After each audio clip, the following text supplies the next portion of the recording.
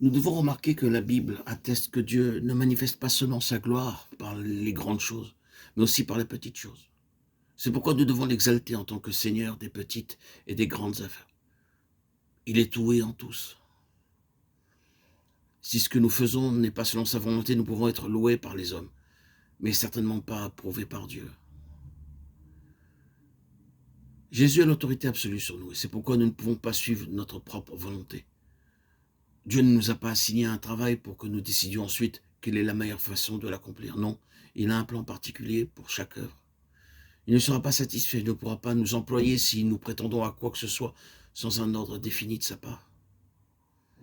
De telles œuvres ne résisteront pas au feu, mais seront consumées. Nous voyons que la Bible illustre ce principe par plusieurs exemples.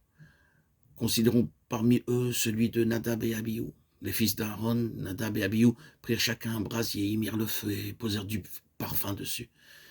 Ils apportèrent devant l'Éternel du feu étranger, ce qui ne leur avait point ordonné. Alors le feu sortit de devant l'Éternel et les consuma. Ils moururent devant l'Éternel. Le brasier, dans la version anglaise, est traduit par encensoir et l'encens par parfum. La loi de l'encens consumé par le feu impliquait que chaque fois que l'encens était brûlé, il était par le feu de l'autel. Et ici, la faute de Nadab et Abihu est d'avoir utilisé du feu étranger ou d'une nature différente que celui de l'autel. Le résultat fut qu'ils furent consumés et ils moururent dans la présence de Dieu. L'autel est un type de la croix. L'encens représente notre service devant Dieu.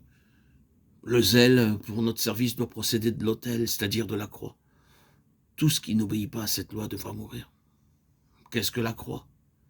C'est lorsque notre vie propre est mise à mort. C'est aussi lorsque nous laissons vivre Christ.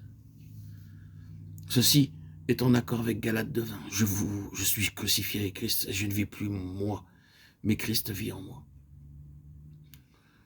La croix agit à l'égard de la sagesse, des opinions, de la force, du zèle, et aussi des espoirs et des désirs de notre vie propre, de notre vie charnelle. Ce n'est qu'après avoir été disciplinés que nous pouvons aller devant Dieu pour le servir. Savons-nous que beaucoup de notre zèle n'est que du feu étranger? Souvent les gens s'interrogent pour savoir comment faire prospérer l'œuvre du Seigneur et plaire à Dieu. Toutes ces initiatives sont le résultat de leurs pensées charnelles.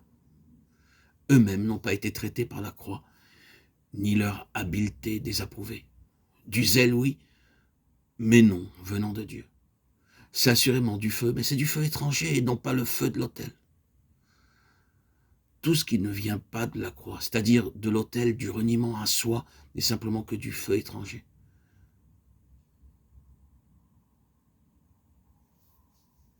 Un tel feu n'est rien d'autre que le feu du moi, de l'ego, procédant de la vie d'âme.